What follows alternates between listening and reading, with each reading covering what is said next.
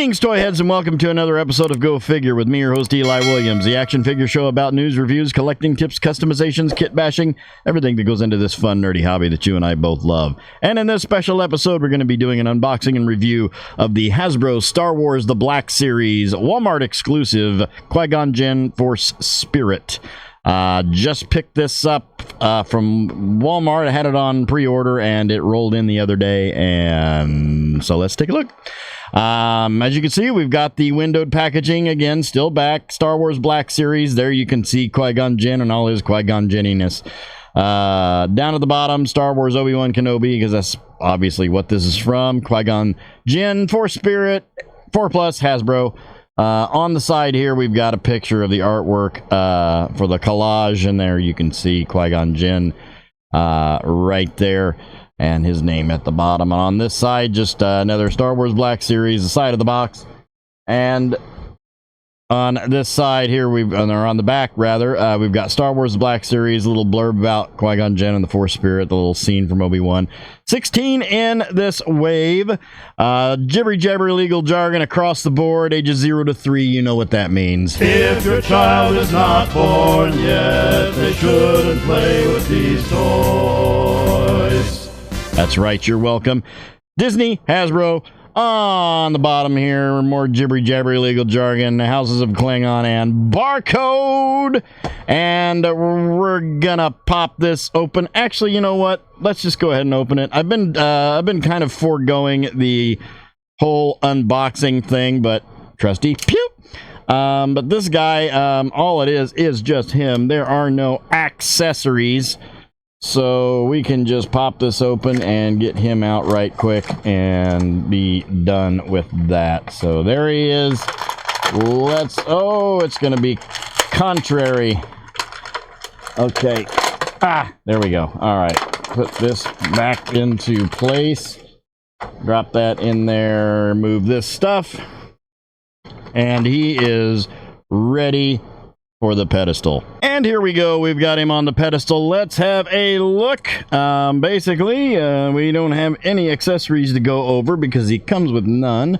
Let's get the ruler out here. He stands at approximately just a teensy bit between 6 and 6¼ inches tall. Right, and let's have a look at the sculpt here. Looks pretty good. Actually, before we get in right there on him, I dug out and got off my shelf my original Qui-Gon Jinn, just so we can do a comparison here. Now, I did get a custom robe for mine, since he did not come with one.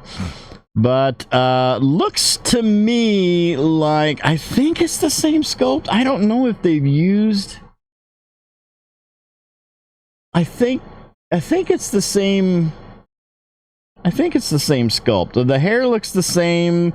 It's kind of hard to tell with that sheen to the... I don't know. The head looks like it might be slightly different.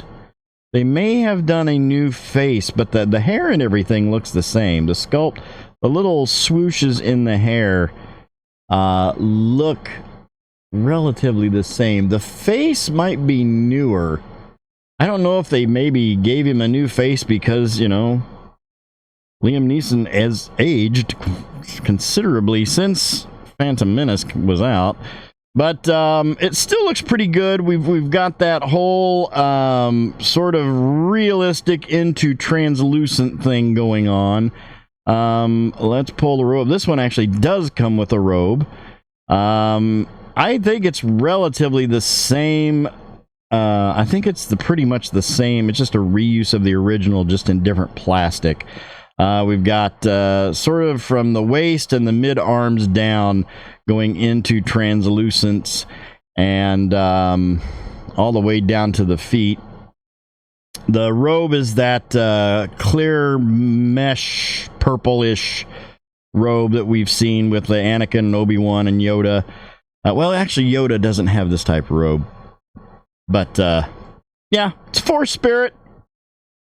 Looking at articulation, we've got the old static neck with a ball hinge going into the head, giving us some down Not much up with the way his hair is in the back there. Not much on the turn. It will go all the way around, but you're not getting much on the turn here. Actually, let's pull the robe off to do this. But there is the robe. And they have the hood down, which is actually kind of nice because usually that hood pops up. So here we go. So the head will go all the way around. It's just, you're just limited on, you got hardly any tilt on that head. Arms all the way up to here. Got your T formation, and again with the Force users, we just have the single elbow. Oh my, that one's tight. Single elbow with a swivel, going down to the wrist with a swivel, or a swivel on that, and then is that an up and down hinge, or is that a? Well, that's an in and out hinge on this one. Let's see if the right has a up and down. Nope, that's an in and out hinge. That's a shame. And then no ab crunch whatsoever, but we do have a waist swivel ball hinge right there on the waist, which I do like. That's always a plus for me. He does have the little notch in his belt. So yeah, this is a reuse. He's got the place for the lightsaber. It didn't come with a lightsaber, but you know, that's that. The belt waist piece is a separate piece, just like the original figure.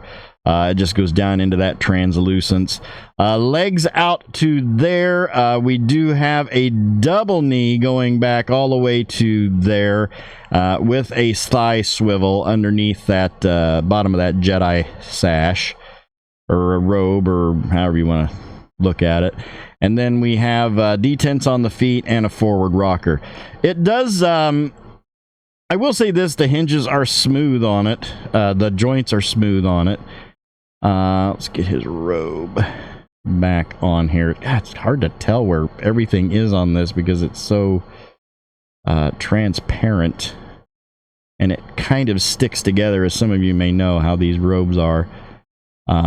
He looks cool. I actually didn't really even know this well, I mean, I knew they were coming out with it, but I didn't know it was out until I saw another video on YouTube of someone going through a store, and there he was, and I'm like, in a Walmart, and I'm like, hey, wait a minute, and jumped on Walmart and scooped one up before they were gone. I'm pretty sure they still have them too, so if you want to get this, you can.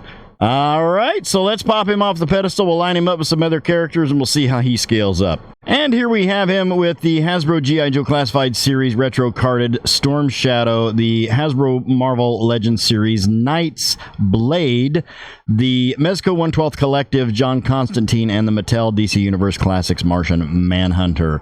All in all, I mean, it's a pretty basic figure, but it still looks pretty cool. You know, the Force Ghost gimmick, I think, now has run its course, because I don't think we have anybody else. We've had an Obi-Wan, we've had a Yoda, we've had the 3-pack with Obi-Wan, Yoda, and Anakin. Now we've got Qui-Gon Jinn. I don't know. I mean, they haven't made the Force Ghost Luke Skywalker from the last, what is it, the Rise of Skywalker. They haven't made that one, or the not the Rise of Skywalker, but the Last Jedi. I don't know, one of those crappy sequel pieces of garbage. Anyway, I'm gonna give him a 7 out of 10. You know, again, Force users, I feel like they really need to put the, you know, double elbow, bicep swivel. Even though I get it, he is a Force Ghost, but a lot of the lightsaber wielding characters just don't have the articulation I feel that they need. I don't know. Hasbro seems to be really kind of backburnering the Star Wars Black Series, and Marvel and G.I. Joe are knocking it out of the park. Star Wars needs a little love from Hasbro, and I hope to see that in the near future. Anyway, that'll do it for this episode. Thank you guys for watching. I hope you enjoyed it. Please remember to like, comment, and subscribe. Smash that bell so you can get information on all the good things coming out of my channel.